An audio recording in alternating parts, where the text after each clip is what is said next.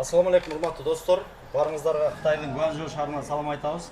Буга чейин билесиздер, Айда менен биз маек кылып, ушул Кытайда болуп жаткан окуялар боюнча сиздерге бир аз маалымат бердик эле. Эми Кудай буйрса ушул Айда ким менен келди, кантип эле өзү жалгыз Кытайга келип калды деген суроолор көп пайда болсо керек.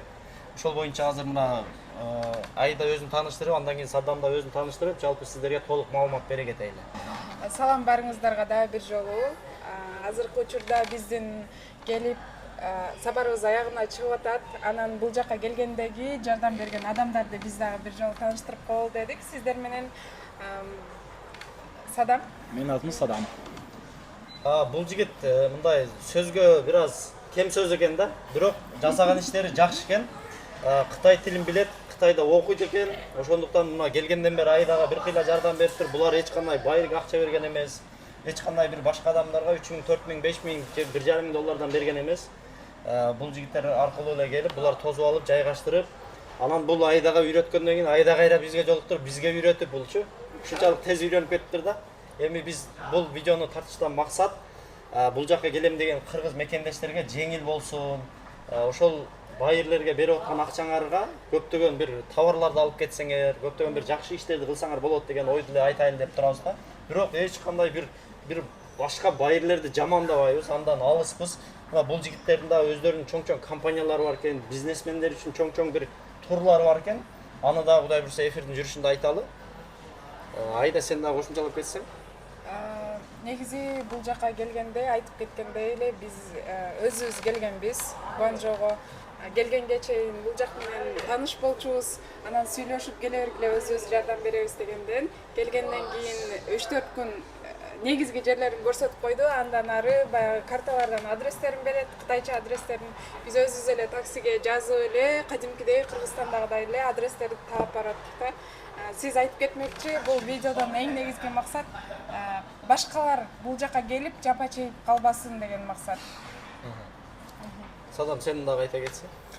Эми айта кетчү нерсе мен эч кандай байырский курс сатпайм. Байырский нерсе силерге предлагать этпейм. Келсеңер үйрөтөм, кыйратам деген сөздөн алысмын чынында.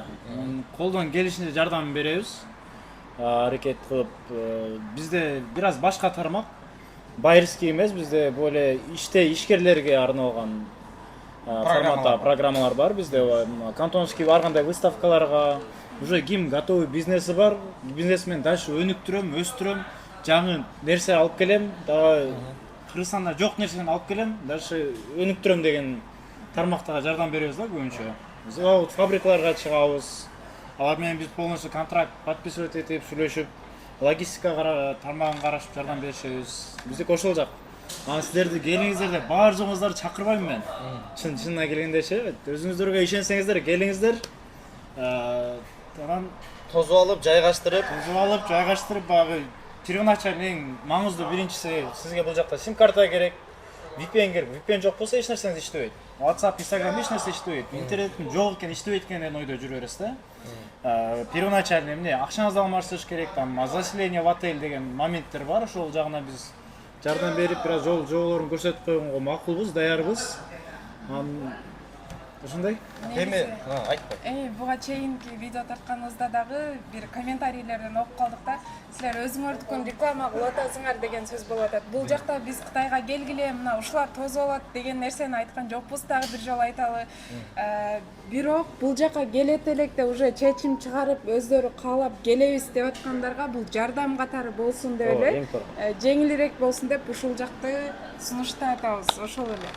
Эң туура сөздү айтып атат да, анан бизде баягы сөз толук болбой калса, кокуй 1,5 миң, 5000 доллар бербей туруп деле барса болот турбайбы деп баягы аз акча менен келип алып, Кытайда келип кыйналып калбаңыздар.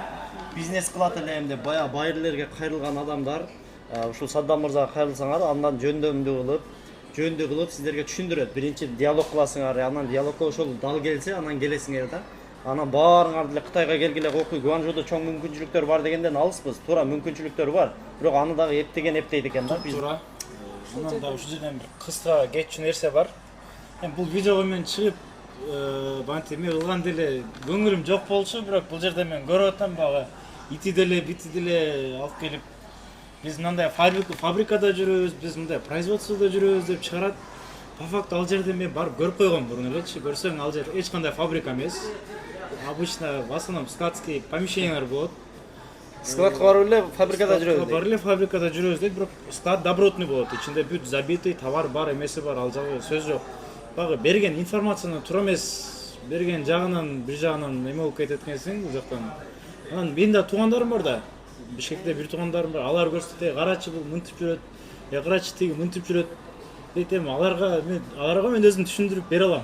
Мындай болот деп. Анан в общем да бир айтып коеюн дедим. Бар жогу жалтыраган, бар жогу алтын эмес деген сөзгө такап атам да. Эң туура да ушул жерде. Чындыгында эле баягы блогерлер, байерлер келип туруп баягы атайын даярдап, давай мен мындай кылайын, сен күлүп сүйлөп кой, сен мына товарыңды кармалган киши болуп кой деген форматта видеолорду тартканда Кыргызстанда эмне бизнес кылсам экен деп жүргөн адамдарга ошол укмуш видео көрүнөт экен да. Бизге да ошондой көрүнүп келген.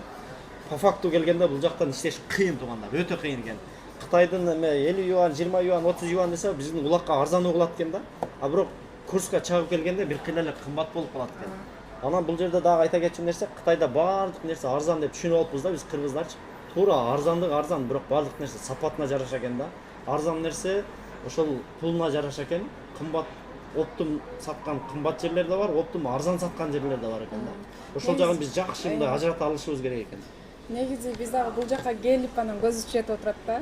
Кыргызстанда туруп ойлойт экенсиң да, барсам эле болуп кетем деген түшүнүк болот экен. Сиз айтып кетмекчи эле, баягы келген байерлер укмуш кылып көрсөтүшөт да. Бардыгы эле келип ушул жака машина алып аткан, баягы магазин ачып аткандай, биз дагы барабыз, ушундай кылабыз деген нерсе менен келип алдык биз дагычы. Бирок чын эле андай эмес экен, бул жактагы бар мүмкүнчүлүктөр Кыргызстанда деле бар деп айта алабыз да. Бул жака келип эле иш кылып кетем эмес, Кыргызстандын өзүндө деле өзүбүздүн ишибизди кылсак дагы бул Кыргызстандын экономикасына дагы жакшы бир кошкон салымыбыз болот деп айта алам. Биз өзүбүз дагы көзүбүз менен көрүп атабыз да. Базарларга барасың, азырчы кыргызмын деп айтсаң, силер уже арзан аласыңар дейт да. Бул деген биздин кыргыздардын түшүнүгү ушундай болуп калган да. Кыргызстанда да товарды арзан сурашат. Бул жактагы байерлер дагы барып арзанын алышып туруп эки эсе кошуп саткандар бар да. Ошон үчүн кыргыздарга дагы айтарыбыз, сапатка көбүрөөк көңүл бурсак деген нерсени. Анан туугандар бизде көпчүлүгүндө ойлоп калат да, булар баары өздөрү иштей албай анан ушундай видеолор тартып атат депчи. Бизге Кудайга шүгүр, Алланын ырыскын бере турган Алла да. Акча тапсак дагы, таппасак дагы кийген кийимибиз бар. Баягы курсагыбыз топ, эсен аман Кудай буйрса мекенибизге жетип алсак, анысына да шүгүр дейбиз. Бирок иштеп кеткен баягы барып эле Кытайга келип Гуанчжоудон товар алып салып ийем дегенден алыс болушубуз керек экен да. Биз биринчи ошол соц тармактарды кенен жүргүзүшүбүз керек экен, элге бир туура товар чыгара билишибиз керек экен. Мындайча айтканда, ар бир адамдын өзүнүн бир аудиториясы болуш керек экен дагы. Анан колдон келишинче ошондой Кыргызстандан клиент таба келсеңер, келип туруп максаттуу түрдө ошонун товарын табып жөнөтсөңөр жеңил болот экен. Жөн эле келип туруп Кытайдан биз Инстаграмга чыгарып товар сата калабыз, сизге продажа ачып беребиз, сиз сразу доходко чыгасыз десе, ишениш кыйыныраак экен. Ошентип ишенип келип алып, продажа ача албай, сиз чыгарган товарды сата албай, көптөгөн бир көйгөйлөргө туш болуп калып атабыз да. Башкача айтканда, Кытай негизи чоң экен, бирок Гуанчжоу кичинекей экен да. Биз кыргыздар мындай тез эле жолугуп калып атабыз да, мындайча айткандачы. Кыргыздар азыр өтө көбөйүптүрбүз. Көз тийбесин, бизге ачыкталсын, баягы визалар кенен болсун. Келип иштесин, бардыгы келип иштесин, бирок эске сала турган нерселер бар. Ушундай тонкий моменттерди эстеш керек экен деген турам да. Башкача айтканда, ушул бир жака чыгарда, бир эле Гуанчжоуга эмес, башка чет мамлекетке чыгарда бир максатты аныктап алыш керек экен деп айтсак болот экен да. Көпчүлүгү максатсыз келип алат дагы, анан бул жактан кыйынчылык көргөндөр көп экен. Анан Саддам мындай биздин мекендештердин арасынан, таза кыргыздардын арасынан ушундай бир келип алып, иши жакшы болбой, кете албай калган моменттер силерде болгон жокпу? Силерге кайрылган учурлары? Мындайлар болот, чынында. Кездешет. Бирок биз кыргыз бир аз намыскөйбүз го. Анан көп ошол нерсени чынын айтқанда моюн алгысы келбей, менде баары жакшы, сонун деп жүрүп анан аягында барып сыгылганда бир жарылат да. Ушундай моменттер болот. Аларга да биз колубуздан келишинче бир жардам берип, бир аз Кыргызстанга жөнөткөн учурлар материально болсо да, морально кылып, материально жагынан дегенде бизде бул жерде кыргыздардын өзүнчө эмеси бар. диаспора деп айткандан алысмын, бирок уюму бар. Бири-бирибиз менен колдоо, ушундай моменттерде жардам берип эме кылабыз. Ушундай иштер болуп турат. Ооба, сиз айткандай эле Кыргызстанга же кетиргенге жардам беребиз. Анча-мынчалар визасы 1 күн 2 күн өтүп кетет. Аларды да ошо максимально азыраак ущерб, вред менен бүтүрүп беришке аракет кылабыз да. Дагы бир айтып турчу нерсеси, бул жерде кошуп кетмес, Гуанчжоу кичинекей экен деп. Гуанчжоу чында кичинекей эмес. Гуанчжоунун населениясы адашпасам 26 миллион тегереге. Коренное население 18 миллион, анан чет жактан келгендер 26 миллион. Просто кыргыздар баарыбызга бир жерде жүрөт да, баягы Ошончо кичинекей болду десе. баягы жаттап алган бир 3-4 базарлары бар, ошол жакта көп көрүшүп турат. Ошол базарлардын баалары биздин рынокко бир аз туура келген үчүн ошол жакта көп көрүшүп турат да. Бирок чындыгында баягы биз жашап аткан, биз барып аткан базарлар эми Кыргызстандын баардыгы эле келип ушул жерде экенбиз да. Ошончо баягы мен Гуанчжоу кичинекей деп атпаймынбы? Анан сага суроодо ошо биз келген кыргыздарды кошуп ошо 26 миллионду айтып атасың? Же бизден сырткарыбы десең? Кыргыздан сырткары деп коелу, ооба. Тамашалап коем да. Эми достор, биз максатыбыз ошол эле. Бизге именно ушул видеолор аркылуу бизге заказ бериңиздер дегенден алыспыз тууганда. Болгону Кытайга келип кыйналып калсаңар, биз визабыз бүтүп атат, ачык эле биз кетебиз. Анан кайра келебизби, келбейбизби, аны Алла билет. Келгенге аракет кылабыз, бирок анан кайрыла турган жумуштар болгон болсо, мына Саддам бар, бул жактан Айда бар. Кудай буюрса Instagram баракчаларын жазып коебуз. Instagramдан деле жазсаңар, бүт чогуу видеолорду киргизип койгонбуз. Мунун баардыгы мындай элге жеңилдик болсун деген эле ой.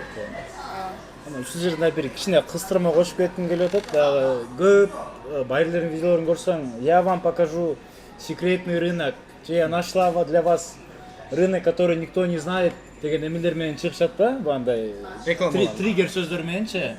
Чында эч кандай ничего здесь секретного нету. Здесь все на виду, бүт көрүнүп эме болуп турат. Чында 21-кылым элементарно интернетти ачып, Google, Яндекс, Гуанчжоу базарлар десеңер чыгат бүт адрестери. Эч кыйынчылыгы жок чында-чы. Ооба, анан ошо бергенге Кудай берет дейт да. Билген нерселерибизди бири-бирибиз менен бөлүшүп жүрсөк, ошол жакшыраак го дейм да. Ошо не обязательно келип мени издеңиздер дебейм. Өзүңүздөр эле келиңиздер. 21-кылым Google'да ачтыңыз, Гуанчжоу оптовый рынки. Гуанчжоу ушундай. Бизде бүт адреси менен, точкасы менен бүт даяр. Эч кыйынчылыгы жок. Просто биз кыргыздар изденбейбиз да, баягы оңой оокатка көнүп калганбыз. Бирөө мен мынанча берсең, мынанча алып бара коем десе, мен ошол эле берип коеюн. Мен кичине тынчыраак болсун дегенге жакыныракпыз да. Ошондуктан чечимди чыгара турган өзүңүздөрсүздөр, мекендештер, ойлонуңуздар. Кытайга келем деген адамдар болсо, ошол ушундай тармакты өзүңөрчө бир анализ кылыңыздар. Барыңарды эле чакырып алып, биз баягы биз дагы жоопкерчиликке алгыбыз келбейт, ачыгы. Буларды эле силердин баарыңарды чакырып алып, акчаңарды жыйнап алып, бизнесмен болуп кетейин деген ой жок. Болгону жардам болсун деп атат. Мисалы биз аз бул давай Саддам биз сени тартып чыгарайлы десек, жок, мен өзүм оокатым бар, өзүмө жетет деп отказ кылып койсо деле болот эле негизи. Бирок биздин баягы айлана чөйрөдөгү кыргыздардын арасында болуп аткан жумуштардын баардыгын булар деле билет экен. Бир эле биз көрүп айтып чыккандан сырткары булар деле билет экен. Ошондуктан макулдашып ушул видеону тартып атабыз. Не дейбиз дагы? Пайдасы тийсе албетте кубанычтабыз.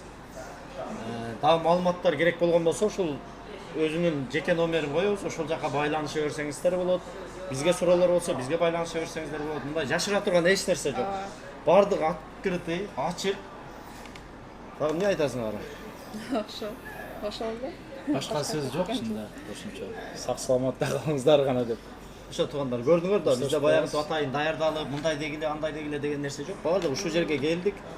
Пландаган деле жокпуз да, эмне боюнча сүйлөйбүз деп. Ошо болгон нерсени болгондой эле көргөзөлү.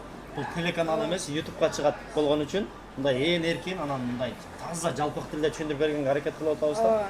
Ошо видеонун эң негизги максаты реклама, месседж кандай болгону бул жакшылык жеткирүү максатында, ошону туура түшүнсөңүздөр деген ниеттебиз.